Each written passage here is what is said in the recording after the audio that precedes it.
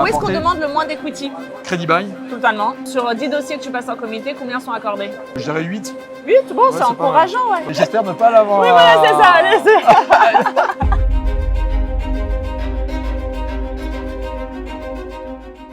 On est avec Cédric Drey de la Banque Postale qui a accepté de faire cette petite interview avec nous pour Leverage. Alors, comme d'habitude, on va poser la même question. Cédric Drey, déjà, est-ce que ça va? Très bien. Et vous? Ça va bien. Il pleut, on est juste dégoûté de la pluie. Là, Et on est dégoûté du temps. Alors, est-ce que tu peux me dire ce que tu as, toi, comme ressenti sur le marché de l'immobilier? Est-ce que tu trouves que ça va mieux? Est-ce que tu trouves que c'est toujours pareil? Est-ce que tu trouves que c'est pire?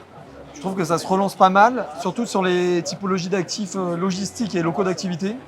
Et beaucoup de dossiers utilisateurs, alors parfois compliqués parce que c'est des releverages ou des leaseback. Ouais. Mais je considère qu'on a de plus en plus de dossiers qui sont soit apportés en direct via les réseaux, soit par des cabinets comme vous. Ouais. Et je trouve que le marché se relance pas mal.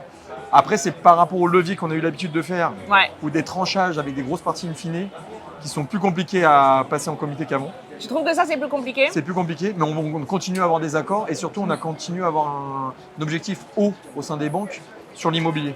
Et alors, sur 10 dossiers que tu passes en comité, combien sont accordés? Je dirais 8.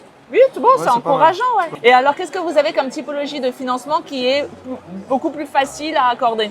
Dès lors qu'on a des... moi, je travaille sur les 3 typologies, donc l'hypothécaire, le crédit bail immobilier et la fiducie sûreté. Ouais. Moi, je trouve que ça passe beaucoup mieux en fiducie sûreté parce que ça permet d'apporter de la souplesse, de faire des opérations au share deal, de faire des tranches complémentaires quand la fiducie a été mise en place, de rapporter d'autres financements, d'autres demandes de financement qu'on intègre dans la fiducie qu'on a déjà mis en place. On peut refill. Exactement. Et la base de la filiale a été quand même le crédit bail immobilier, donc on continue à avoir cet ADN-là et c'est plutôt apprécié en interne et aussi par rapport au niveau d'equity aussi. Ouais.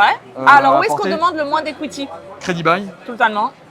Deuxième fiducie sûreté et troisième hypothécaire. On demande au moins 20% aujourd'hui pour que ça passe à date. Donc 20% en hypothécaire, en crédit bail. Le max jusqu'à respecter un DSCR en fonction des établissements. Moi, je suis plutôt à 110%. Donc dès lors qu'on respecte le DSCR de 110%, on peut avoir une LTV à 100% par exemple. Exactement, voire 110, on peut voire même 110, intégrer les frais et droits. Ouais. J'espère que tout le monde a entendu ça. Donc 110% si on a une DSCR à 110. Exactement. Et en fiducie, on peut aller à quel niveau d'LTV? On peut aller même jusqu'à 85%, mais uniquement pour les actifs ultra prime. D'accord. Sinon, on est plutôt dans les mêmes niveaux en cas de refis, c'est plutôt autour de 70%. D'accord. Et on va dire pour les actifs normaux, on est entre 70 et 85% en fait. D'accord. Voilà. Bon, c'est bien, c'est plutôt bien. Et qu'est-ce que vous aimez le plus financer donc dans les 3? Où est-ce que vous avez votre vrai ADN et votre vraie valeur ajoutée? Plutôt crédit bail. Et fiducie sûreté. Voilà, c'est ça. Sur titre évidemment. Et sur titre, voilà. C'est ça, ok.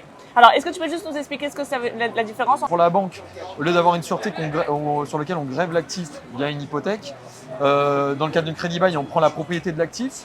Donc en cas de pépin, on récupère la propriété de l'actif, on l'a déjà. Ouais. Et en cas de fiducie sûreté, en fait, on a mis les parts de la personne morale qui est propriétaire de l'actif, que le constituant, donc l'emprunteur, nous a donné. Et en cas de souci, soit on se fait attribuer les parts, soit directement on revend l'actif. Soit on revend, exactement. En fait, on appuie sur le bouton et boum, les parts sont à nous. Exactement. Parce qu'il y a eu une défaillance de paiement. Exactement. Et c'est donc une garantie ça arrive ça arrivera. C'est la même analyse que les autres marchés, donc c'est toujours l'emplacement. C'est ça. La liquidité de marché à la location, la liquidité à la vente. Et si l'actif coche toutes les cases, surtout avec des contreparties de qualité, que ce soit le locataire en cas de dossier investisseur ou un dossier utilisateur, la qualité corporate de l'utilisateur, on essaye de monter les dossiers. Ouais, c'est ça. Exactement. Oui. Et toi, tu as déjà assisté au cas d'une fiducie où on avait les parts sont à nous? Je touche du bois pour l'instant, non. Et j'espère ne pas l'avoir. Oui, voilà, c'est ça.